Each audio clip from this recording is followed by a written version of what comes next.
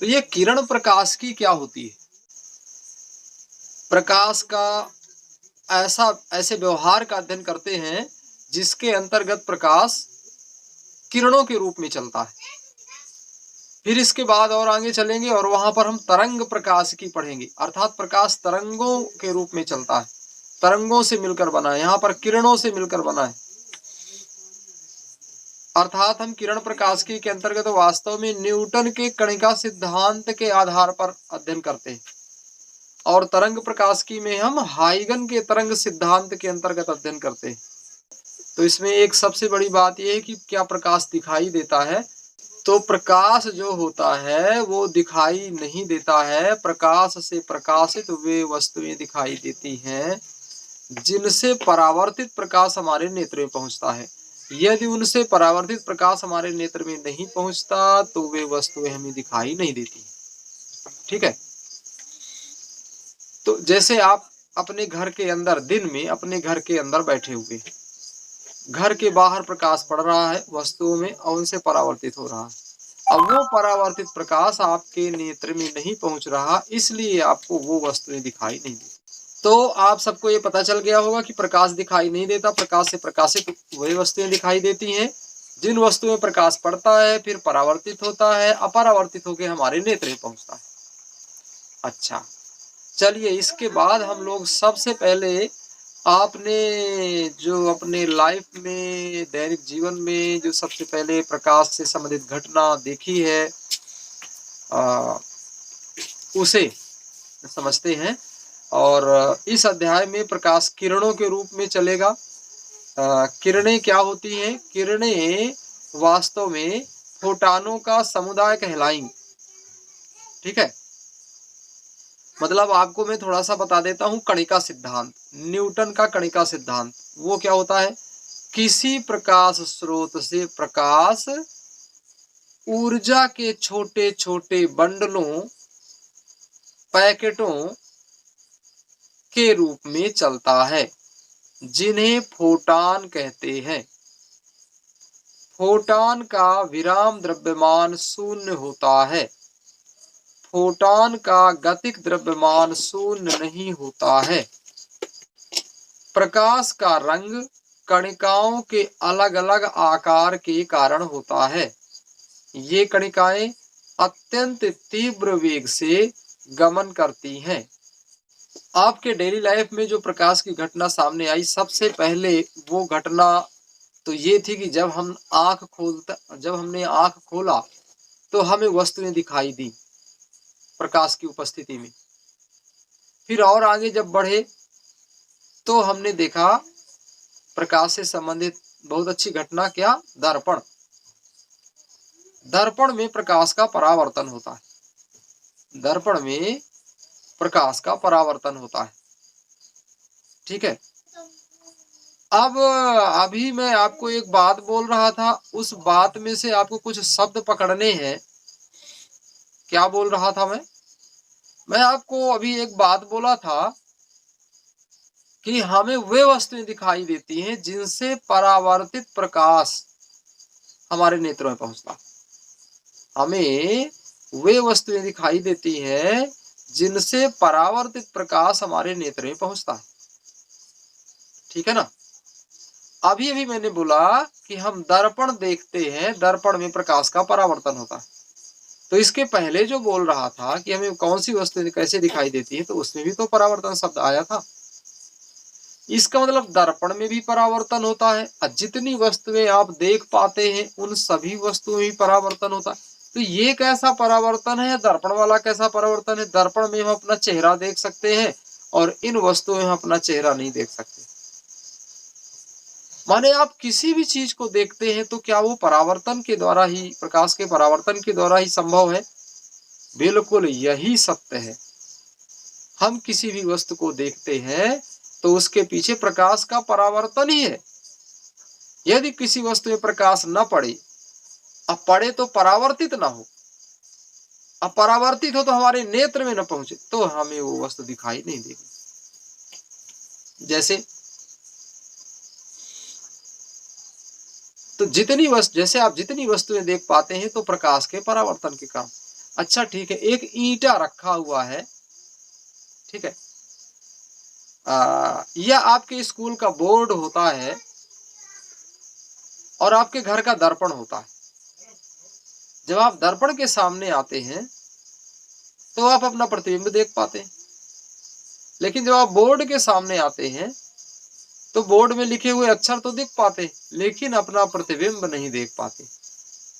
इसकी क्या वजह होगी? जब आप किताब पढ़ रहे होते हैं तो किताब के अक्षर पढ़ लेते हैं, जब न्यूज़पेपर पढ़ रहे होते हैं उसके अक्षर पढ़ लेते हैं, लेकिन अपना प्रतिबिंब उसमें नहीं देख पाते। ऐसी क्या वजह होती होगी कि नहीं देख पाते?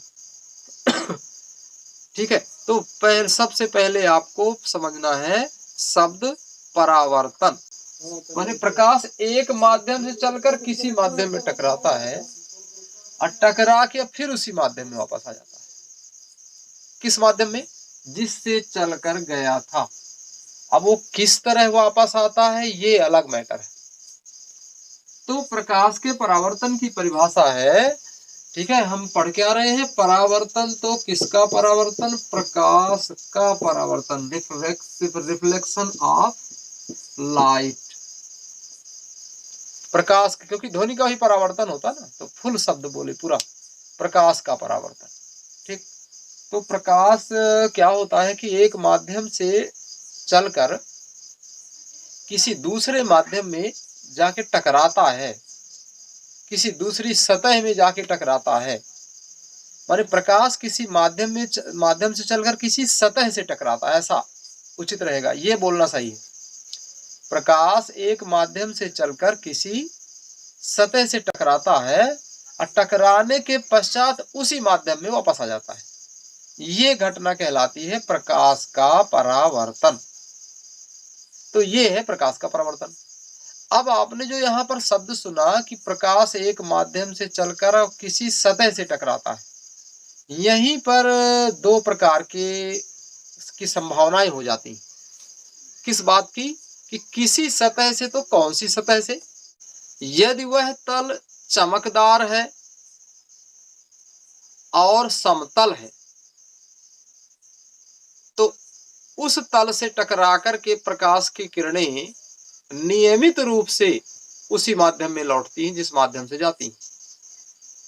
और खुरदुरा तल हो तो उससे परावर्तित किरणें अनियमित रूप से होती हैं। नियमित रूप से जब किरणें लौटती हैं तो उसे नियमित परावर्तन कहते हैं। और नियमित परावर्तन में परावर्तित किरणें जो होती हैं वो समांतर होती हैं, क्योंकि आपतित किरणें भी समांतर ही होती हैं।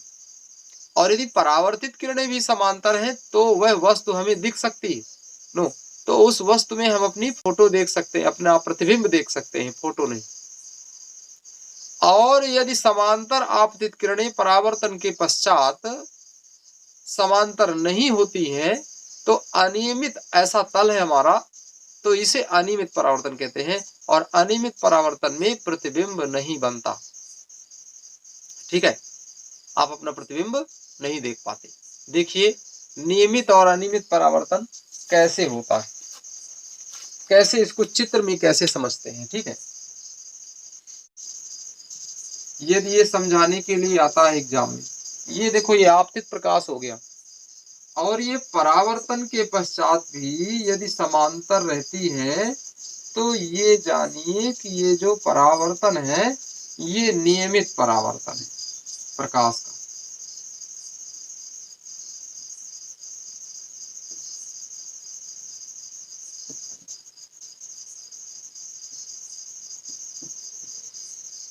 नियमित परावर्तन। और यहाँ पर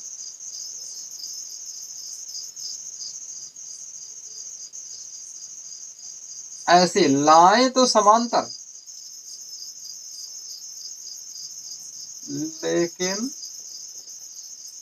जब ये परावर्तित होंगी ना तो ये ऐसे परावर्तित होंगी, देख रहे होंगे इन्हें समांतर। ये है प्रकाश का अनियमित परावर्तन। तो इस तरह से ये नियमित परावर्तन, ये नियमित परावर्तन। इसमें जो तल होता है वो समतल होता है, इसमें खुरदुरा होता है। इसमें किरणें आती तो समांतर है, ठीक है, लेकिन परावर्तन के पश्चात भी समांतर रहती। इसमें किरणें समांतर आपतित होती है, लेकिन परावर्तन के पश्चात समांतर नहीं रहती, वो प्रतिच्छेदी हो जाती है। इसमें आप अपनी तस्वीर देख सकते हैं, इसमें नहीं देख सकते। ये आप दर्पण इसका उदाहरण है, और इसका उदाहरण जितनी वस्तु में आप अपनी तस्वीर नहीं देख पाते लेकिन उन वस्तुओं को देख पाते हैं, वो उनका उदाहरण है। जैसे आप न्यूज़पेपर तो पढ़ लेते हैं लेकिन उसमें अपना प्रतिबिंब नहीं देख पाते, जबकि वो आपको समतल प्रतीत होता है। ऐसा नहीं है, वास्तव में न्यूज़पेपर जो होता है वो समतल नहीं होता, उसका पृष्ठ ऐसे खुरदुरा होता है, और उससे जो परावर्तन होता है वो अनियमित परावर्तन होता है। इस कारण से आप उसे नहीं देख पाते, उसमें अपना प्रतिबिंब नहीं देख पाते दर्पण में। ये समतल पृष्ठ है, परावर्तक पृष्ठ इसको बोलेंगे। परावर्तक पृष्ठ, ये आपतित किरण है परावर्तक पृष्ठ में, ये, और जिस बिंदु पर आपतित होती है वह बिंदु मान लो O है और AB, इसको बाद में लिखें। वहां पर आप एक अभिलंब खींचे, एक लंब खींचे, और इससे ये परावर्तित हो रही है, ये परावर्तित किरण है, ये है आपतित किरण,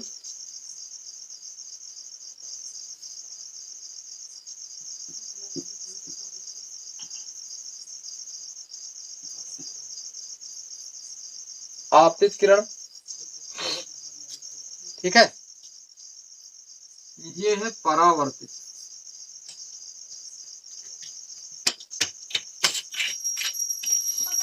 किरण, ठीक। और ये जो अभिलंब है इसको बाहर साइड की आवश्यकता नहीं है तो नहीं दिखाएंगे, ठीक है। ये है अभिलंब,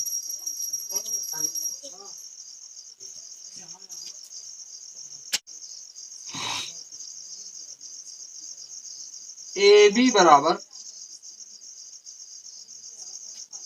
परावर्तक पृष्ठ, O क्या है, आपतन बिंदु, ठीक। I क्या है, आपतित किरण,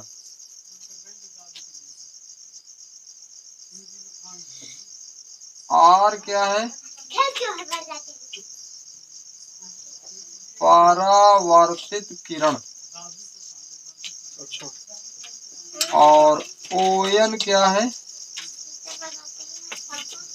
आपतन बिंदु पर अभिलंब। कैसा अभिलंब, आपतन बिंदु पर अभिलंब, अभिलंब भर नहीं, आपतन बिंदु पर अभिलंब, ON, ठीक है। अच्छा, अब इसके बाद कोण ION बराबर I, ये क्या है, आपतन कोण, कोण B, नहीं, RON बराबर स्मॉल r, ये क्या है, परावर्तन कोण, ठीक है। अच्छा, तो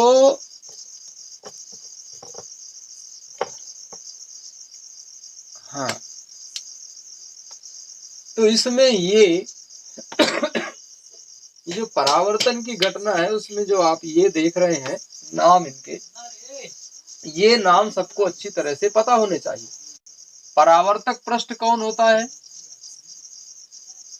किसे कहेंगे आप? परावर्तक पृष्ठ, जिससे प्रकाश का परावर्तन होता है। ठीक, ए बी परावर्तक पृष्ठ है। इसमें जो लाइनिंग जो ऐसे दिखा रहे हैं, ये जो दिखा रहे हैं, ये क्या है पता है? ये पॉलिश का संकेत है। और कैसी पॉलिश? परावर्तक पॉलिश। तो ये परावर्तक पॉलिश कैसी होती होगी? ये परावर्तक पॉलिश ऐसे नहीं होती। आप समझ लीजिए दर्पण कैसे बनता है। जब जान जाएंगे कि दर्पण ऐसे बनता है, तब जान जाएंगे परावर्तक पॉलिश कैसे होती कि नहीं। तो समझ लीजिए दर्पण कैसे बनता है। तो समझ लीजिए दर्पण कैसे बनता है। देखिए, होता ये है कि सबसे पहले कांच की एक प्लेट ली जाती, फिर उस कांच की प्लेट में कोई चमकदार पॉलिश की जाती है, और व्हाइट कलर की। कैसी चमकदार पॉलिश? जैसे आप गिफ्ट पैक वाला वो कागज होता ना, जिसमें गिफ्ट पैक करते हैं, तो वो दो तरह के कागज होते हैं गिफ्ट पैक करने वाले, दो तरह के। एक प्रकार का ऐसा कागज होता है जो दोनों तरफ एक ही कलर होता है, और एक प्रकार का ऐसा कागज होता है गिफ्ट वाला कि एक तरफ का जो परत है वो चमकीला रहता है और दूसरी तरफ का कलर्ड रहता है। ठीक है, तो जो चमकीला पृष्ठ होता है वो है चमकदार पृष्ठ। मतलब आप यदि उस चमकीले पृष्ठ को किसी दर्पण पर, किसी उसकी ग्लास कांच की प्लेट पर चिपका दें, तो वो पूरा दर्पण का कार्य करेगा। तो जो आपके दर्पण होते हैं, उन दर्पणों का जो कांच होता है, उन्हें कभी सावधानी पूर्वक निकालें और देखें उसके पीछे साइड, तो वो चमकदार पॉलिश नहीं दिखती, वो या तो कत्थी या तो हरी पॉलिश दिखती है। वो क्या है भाई? कांच की प्लेट में आपने चमकदार पॉलिश किया, इसके बाद वो पॉलिश उखड़े ना, इसके बाद वो पॉलिश उखड़े ना, इसके लिए क्या करते हैं कि उसमें एक और पॉलिश कर देते हैं, उस पॉलिश के ऊपर ऐसा रहता है। तो इस तरह से कांच में कौन सी पॉलिश की जाती है? सबसे पहले चमकदार पॉलिश, जैसे आप साइकिल के हैंडल में की रहती है, जैसे मिठाई में वो वर्क लगा रहता है चांदी का, उसकी पॉलिश, या उस तरह का जैसे वो गिफ्ट पैक में जो पेपर होता है उस तरह का। ठीक है, तो ऐसा पृष्ठ उसमें जमाना पड़ता है, वो आया समतल पृष्ठ। ठीक, उससे पूर्ण परावर्तन होता है, अवशोषण नहीं होता प्रकाश का। और जब प्रकाश का अवशोषण नहीं होता तभी तीव्र प्रतिबिंब दिखाई देता है, तीव्रता वाला, नहीं तो धुंधला प्रतिबिंब दिखाई देता है। खाली ग्लास की प्लेट हो तो उसमें आपको आंशिक परावर्तन के हिसाब से प्रतिबिंब दिखाई देगा। ठीक है, तो इस तरह से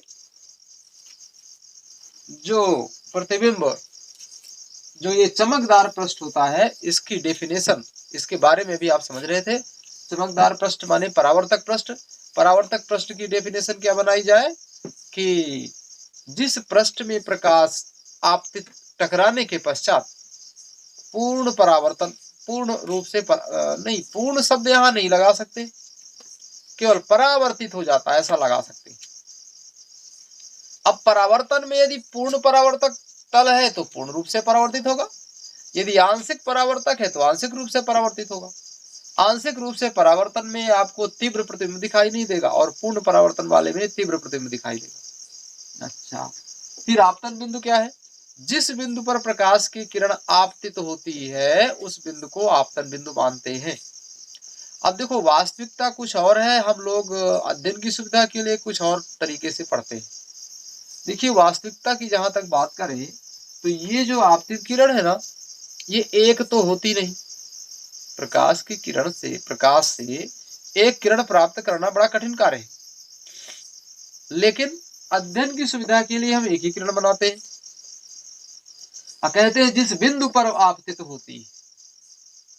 आप लोगों को बड़ा सरल लग रहा होगा कि कक्षा 7 का है, ठीक है, लेकिन ये एक किरण प्राप्त करना कितना टफ वर्क है पता है। जरा सोचो, आप किसी छिद्र से एक किरण निकालोगे, आगे जाके वो फैल जाएंगी, कई किरणें बन जाएंगी। अब तो प्रॉब्लम तो है कहीं ना कहीं। तो किसी पॉइंट में, किसी बिंदु में आपतित किरण, जिस बिंदु पर परावर्तक पृष्ठ के जिस बिंदु पर किरण आपतित होती है उसे क्या कहते हैं? परावर्तक आपतन बिंदु, आपतन बिंदु कहते हैं। अब इस किरण को आपतित किरण कहते हैं। जो किरण आती है, इनकमिंग है ना, उसे आपतित किरण कहते हैं। अच्छा, ये बात भी ठीक है। और जो किरण टकरा करके वापस उसी माध्यम में लौटती है, परावर्तक पृष्ठ पर टकरा करके जो किरण परावर्तक पृष्ठ पर आपतित होती है और परावर्तक पृष्ठ पर टकराती है, तो मैं कह रहा था कि ये परावर्तित किरण है, आर परावर्तित किरण है और ओएन अभिलंब है, आपतन बिंदु पर अभिलंब। अब आईओएन ये आपतन कोण represented by I, small I हमेशा, और R O N small R ये परावर्तन कोण है, ठीक है। अब इनको सबको और देख लो एक बार। ए बी परावर्तक पृष्ठ, ये चमकदार पृष्ठ होता है, या तो खुरदुरा या तो समतल। समतल होने से नियमित परावर्तन और खुरदुरा होने से अनियमित परावर्तन होता है, अभी जिसको समझे हो। अब आपतन बिंदु पर ये ये परावर्तक पृष्ठ है, और परावर्तक पृष्ठ पर की परिभाषा क्या? जिस पृष्ठ से प्रकाश का परावर्तन होना है उसे परावर्तक पृष्ठ या तल कहते हैं। आई आपतित किरण, जो किरण परावर्तक पृष्ठ पर आपतित होती है उसे आपतित किरण। फिर ओ आर परावर्तित किरण, जो किरण परावर्तक पृष्ठ से, ठीक है, आपतित किरण परावर्तक पृष्ठ से टकराने के बाद उसी तल में जो किरण वापस जाती है, उसी माध्यम में जो किरण वापस लौटती है, उस वापस लौटने वाली किरण को परावर्तित किरण कहते हैं। आपतन बिंदु, जिस बिंदु पर किरण आपतित होती है उसे आपतन बिंदु कहते हैं। ये तो सब ठीक है। ये इसको आपतित किरण को आई से क्यों दर्शाते हैं और परावर्तित किरण को आर से क्यों दर्शाते हैं? और ये आपतन कोण को आई से दर्शाते हैं, परावर्तन कोण को आर से दर्शाते हैं। इसके पीछे भी कोई कारण है, छोटा सा, बहुत ही छोटा कारण है, लेकिन है। क्या कारण है वो? और ठोस कारण है। आपतित किरण को इंग्लिश से इंसिडेंट रे कहते हैं, इसलिए इसको क्या दर्शाते हैं? आई से। और ये जो परावर्तित किरण है स्मॉल आर, कैपिटल आर, इसको आर से क्यों दर्शाते होंगे? परावर्तित किरण को आर से क्यों दर्शाते होंगे? क्योंकि परावर्तित किरण को इंग्लिश से बोलते हैं रिफ्लेक्टिव रे, तो आर फॉर रिफ्लेक्टिव, इसलिए इसको कहा दर्शाते हैं? Capital R. इसलिए इसको कहा दर्शाते हैं? Capital R. अच्छा, अब इसी तरह आपतन कोण को स्मॉल आई से दर्शाते हैं। क्यों? क्योंकि इंसिडेंट एंगल, ठीक है, इसलिए इसको हम आई से दर्शाते हैं, क्योंकि इसको आई से दर्शा सकते। आई फर्स्ट लेटर है इंसिडेंट का। और इसके बाद परावर्तन कोण रिफ्लेक्टिव एंगल, इसको कहा दर्शाते हैं? रिफ्लेक्टिव एंगल को आर से। क्यों? क्योंकि आर फॉर रिफ्लेक्टिव, ठीक है, इसलिए। तो ये है प्रकाश के परावर्तन की कहानी। ये छोटी सी बात है, लेकिन ये इसकी संपूर्ण जानकारी आपको हुई। अब यदि प्रश्न आता है परावर्तन के नियम लिखें, ठीक, तो क्या करना चाहिए? तो कुछ लोग बड़ी जैसे मैं बोलूं कि थोड़ा सा कंजूसी नहीं करिए, क्वेश्चन आंसर लिखने में बड़ा सा आंसर लिखिए। तो फिर पता है, क्योंकि सरल तो है, ये है 7वीं के टॉपिक है, तो क्या करते हैं कि फिर शुरू कर देंगे परावर्तन किसे कहते हैं, उसके प्रकार क्या होते हैं, और फिर उनके चित्र बनाएंगे, फिर जाके परावर्तन का चित्र बनाएंगे, फिर जा करके और परावर्तन के नियम लास्ट में लिखेंगे जाके दूसरे पेज में। आया कितने का? 2 नंबर का। अरे भाई उतना लिखो 2 नंबर में जितने में आपका नुकसान भी ना हो। तो कितना लिखना चाहिए परावर्तन के नियम में? लिखना चाहिए परावर्तन की 1 लाइन की परिभाषा या 1.5 लाइन की, ठीक। फिर और ज्यादा उदारता दिखाना है तो हेडिंग तुरंत डालो, प्रकार, नियमित और अनियमित परावर्तन, विदाउट डेफिनेशन। इसके बाद ये चित्र बनाओ। इसको जो देख रहे हैं ये पूरा लिखें चित्र बनाने के बाद। इसको पूरा लिखने के बाद फिर इसके नीचे लिख दें परावर्तन के नियम, और परावर्तन के नियमों का मैथमेटिकल रूप भी लिखें जो आपके बुक में नहीं लिखा। कौन कौन से परावर्तन के 2 नियम होते हैं? एक नियम होता है कि आपतन कोण और परावर्तन कोण सदैव बराबर होते हैं, ठीक है। ये आपने थ्योरी में लिखा, इसमें भी यही लिखा है, आपतन कोण और परावर्तन कोण आपतन कोण के बराबर होता है, ठीक है। लास्ट में फिर ये लिखिए